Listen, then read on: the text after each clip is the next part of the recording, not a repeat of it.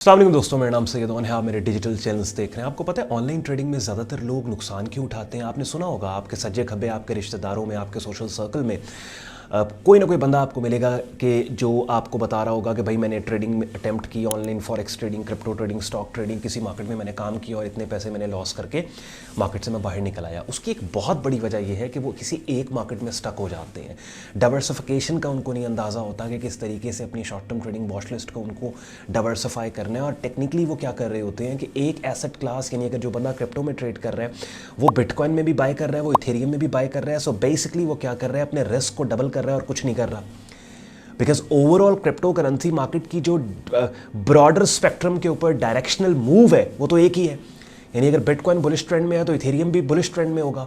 अगर बिटकॉइन में एक एक्सप्लोसिव अपसाइड मूव आई है तो चूंकि बिटकॉइन इस क्रिप्टो फैमिली का दादा है, यानी कि सबसे बड़ा मार्केट शेयर बिटकॉइन के पास है, तो जो दूसरे क्रिप्टोज हैं वो भी समहाउ बिटकॉइन को बेंचमार्क बना के उसकी चाल को फॉलो करेंगे कि जिसके नतीजे में अगर आपने बिटकॉइन में बाइंग की और 4 और क्रिप्टोज में बाइंग कर ली और बिटकॉइन की बाइंग अगर गलत साबित हो गई तो इसका मतलब है बाकी एसेट्स जो हैं वो भी मोस्ट लाइकली आपके स्टॉप लॉस को हिट करके आपका लॉस बहुत बड़ा हो जाएगा। इसके बरक्स प्रोफेशनल्स क्या कर रहे होते हैं कि वो सारे अंडे एक ही टोकरी में नहीं डालते। They don't put all eggs in one basket। इसका मतलब ये है कि उनको पता है कि अगर क्रिप्टो फैमिली से हमने कोई चीज़ उठानी है तो सबसे ज़्यादा high volume asset, main stream asset bitcoin में हमने करनी तो शॉर्ट टर्म ट्रेडिंग है ना, वैल्यूज़ के ऊपर बेट करना है हमने कि बिटकॉइन की कीमत ऊपर जाएगी या नीचे गिरेगी। तो ज़रूरी नहीं है कि फिर हम कोई आल्ट कॉइन पकड़ लें या बिटकॉइन, तो बेहतर है फिर हम बिटकॉइन पकड़ें जो बेंचमार्क है। जैसे स्टॉक इंडस्ट्रीज में जो लोग काम कर रहे होते हैं उनकी पहली प्रेफरेंस होती है S&P 500 में ट्रेड करें बिकॉज वो यूएस इकोनॉमी का बेंचमार्क इंडेक्स है। ठीक हो गया। इसी तरीके से वॉच लिस्ट को डाइवर्सिफाई करके क्या कर रहे होते हैं कि क्रिप्टो से बिटकॉइन पकड़ लिया, फॉरेक्स से यूरो पकड़ लिया, GBP USD JPY पकड़ लिया, कमोडिटी से गोल्ड पकड़ लिया, स्टॉक इंडस्ट्री से S&P 500 पकड़ लिया। अब होगा क्या अगर लेट्स सपोज उन्होंने बिटकॉइन में बाइंग की है, फॉरेक्स में ट्रेड किया है, स्टॉक्स में ट्रेड किया है, कमोडिटी गोल्ड में ट्रेड किया है। फॉरेक्स अगर उनको नुकसान दे देगी तो क्रिप्टो हो सकता है फ़ायदा दे, क्रिप्टो नुकसान दे देगी, कमोडिटी फ़ायदा दे। फिर साथ ही सारे सर्कस के अंदर उन्होंने मनी मैनेजमेंट और रिस्क मॉडल्स भी डिप्लॉय किए हुए हैं कि अगर लॉस होगा तो $100 का होगा, प्रॉफिट होगा तो $300 का होगा। अब अगर क्रिप्टो में लॉस हुआ है $100 का हुआ है, गोल्ड में प्रॉफिट हुआ है 200-300 का हुआ है, तो लॉस भी कवर हो गया, नेट प्रॉफिट में भी बैठ गए। तो ये बहुत इंपॉर्टेंट चीज़ है। थोड़ी देर में स्क्रीन शेयर करके अपनी वॉच लिस्ट दिखाने वाला हूँ आपको किस तरीके से अपनी आपने short term trading watch list बनानी है।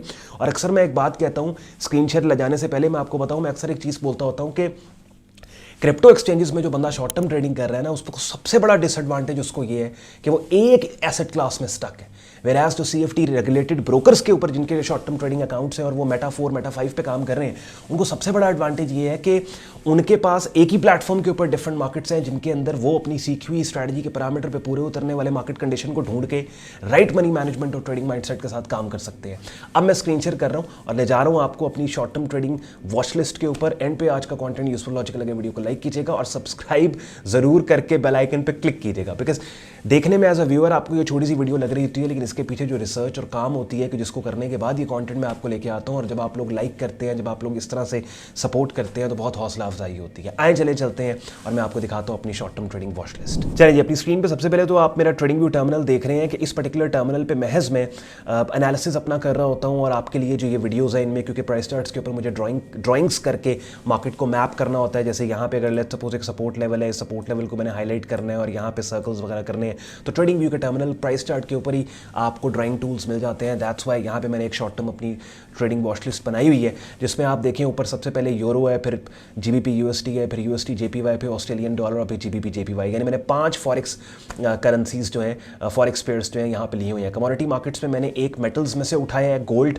और उसके बाद एक एनर्जी सेक्टर से उठाया है क्रूड ऑयल, उसके बाद फिर एक नेचुरल गैस भी मैंने उठाया है समटाइम्स, जिसमें भी अच्छी ट्रेड्स मिल जाती हैं। स्टॉक इंडस्ट्रीज में मेरे पास S&P 500 है, डाउ जोन्स है, ऑस्ट्रेलियन 200 है। अब 2 मेरे पास US के इंडेक्स है, एक मेरे पास ऑस्ट्रेलिया का स्टॉक इंडेक्स है और एक मेरे पास जर्मनी का स्टॉक इंडेक्स है। और क्रिप्टोज में से मेरे पास बिटकॉइन और इथेरियम है कि किसी एक पर्टिकुलर टाइम पे इन दोनों में से किसी एक मार्केट में मैं ऑनबोर्ड होऊंगा, या बहुत कम ऐसे इंस्टेंसेस होते हैं कि जहां पे यार दोनों मार्केट्स में बड़ी कोई ज़बरदस्त कन्विंसिंग किस्म की बाइंग अपॉर्चुनिटी है तो मैं दोनों मार्केट्स के अंदर बाइंग साइड के ऊपर बैठ जाऊं। अब अपनी स्क्रीन पे आपको मैं थोड़ी देर में एक और टर्मिनल दिखाने वाला हूं, बेसिकली मेरे प्रेफर्ड ब्रोकर का मेटा 4 टर्मिनल टर्मिनल है कि जहां पे वो ट्रेडिंग वॉच लिस्ट है जिसको एक्चुअल में हम ट्रेड करते हैं। अब अपनी स्क्रीन पे आप लेफ्ट पैन पे देख रहे हैं, ऊपर यूरो आ गया यहाँ पे, फिर आपके पास जीबीपी यूएसटी आ गया, फिर यूएसटी जेपीवाई आ गया, फिर ऑजी यूएसटी आ गया, फिर जीबीपी जेपीवाई आ गया जिसको बीस्ट बोलते हैं। बड़ा ज़बरदस्त फॉरेक्स पेयर है, बहुत बड़ी बड़ी मूव्स देते हैं। अपनी स्क्रीन पे देखें डेली प्राइस चार्ट पे, वाओ। उसके बाद कमोडिटी मार्केट्स के अंदर मेटल्स में आपके पास गोल्ड आ गया, उसके बाद नेचुरल गैस है, फिर आपके पास ऑयल है एनर्जी सेक्टर से, और फिर 4 स्टॉक इंडिसेस हैं जिसमें से 2 अमेरिकन है, एक जर्मन के, एक आपके पास ऑस्ट्रेलिया के, और फिर आपके पास ये बिटकॉइन इथेरियम है। और मेनली ये हम इनको ट्रेड कर रहे होते हैं। तो दिखाने का बताने का आपको बेसिकली मकसद ये है कि डाइवर्सिफिकेशन बहुत इंपॉर्टेंट है। बिकॉज मुझे इस बात का नहीं पता कि अच्छा फॉरेक्स मार्केट के अंदर अगर मैंने ट्रेड किया है तो वो मेरी 100% सक्सेसफुल होगी।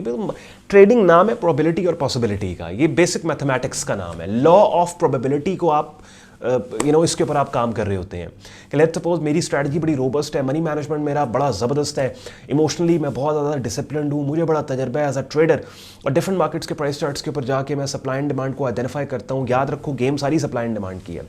मुझे लगता है कि इस मार्केट की क्योंकि इस मार्केट में ऑलरेडी डिमांड एग्रेसिव है, लेट्स सपोज एक बुलिश ट्रेंड है, उस बुलिश ट्रेंड के अंदर एग्रेसिव डिमांड है, तो एग्रेसिव डिमांड के नतीजे में मैंने इसी एनवायरनमेंट में खुद को ऑनबोर्ड करके बुलिश ट्रेंड की डायरेक्शन में अगर ट्रेड करनी है, रेलेवेंट सपोर्ट लेवल से मैं ट्रेड लूँगा।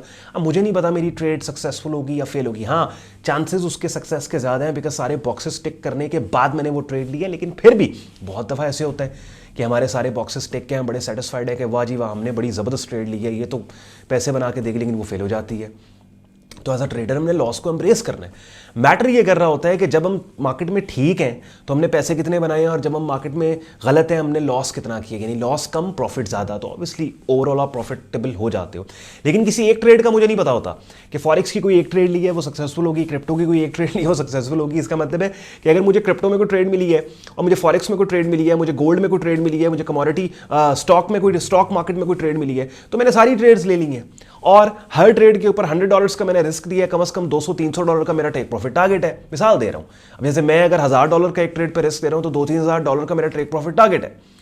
तो उसमें से लेट्स सपोज अगर एक एसेट क्लास मुझे फेल भी कर दे, तो क्योंकि मैंने दूसरी डाइवर्सिफाई की हुई है अपनी ट्रेडिंग, दूसरी मार्केट्स के अंदर मैं काम कर रहा हूं, तो दूसरी मार्केट्स हो सकता है अच्छा परफॉर्म करे। बिकॉज ट्रेडिंग मार्केट्स में क्या हो रहा होता है कि अगर एक मार्केट बुरा परफॉर्म कर रही है, दूसरी अच्छा परफॉर्म करेगी। लेट्स सपोज अगर क्रिप्टो बुरा परफॉर्म कर रही है तो हो सकता है आपको कमोडिटी अच्छी, गोल्ड अच्छा परफॉर्म कर रहा है, या अगर गोल्ड बुरा परफॉर्म कर रहा है हो सकता है ऑयल अच्छा परफॉर्म कर रहा है, हो सकता है अगर ऑयल बुरा, गोल्ड बुरा, क्रिप्टो बुरा परफॉर्म कर रही है, हो सकता है फॉरेक्स अच्छा परफॉर्म कर रही है, सारे नहीं अच्छा परफॉर्म कर रहे हैं, स्टॉक मार्केट अच्छा परफॉर्म कर रही है। किसी ना किसी एक मार्केट में क्या होगा कि मुझे फायदा हो जाएगा। और एज अ ट्रेडर मेरा मकसद क्या है? मकसद मेरा यही है कि मैंने अपने शॉर्ट टर्म मैंने अपनी शॉर्ट टर्म ट्रेडिंग करके अपने ट्रेडिंग कैपिटल पे एक परसेंटेज ग्रोथ देनी है। अब जब वो परसेंटेज ग्रोथ अपने ट्रेडिंग कैपिटल पे मैंने दे दी है, प्रॉफिट मैंने बना दिया, किसी ने मुझसे नहीं पूछना कि ये प्रॉफिट आपने क्रिप्टो से बनाया, फॉरेक्स से बनाया है, कमोडिटी से बनाया है। हर किसी को इससे कंसर्न है, और मुझे भी इसी से कंसर्न है कि क्या डॉलर बने या नहीं बने, पैसा बना या नहीं बना। आई होप बातें आपको मेरी लॉजिकल लगी होंगी। अगर लगी हो तो वीडियो को लाइक कीजिएगा, चैनल को सब्सक्राइब करके बेल आइकन पर क्लिक कीजिएगा। ख्याल रखें अपना, मुझे इजाज़त दें। अल्लाह हाफ़िज़।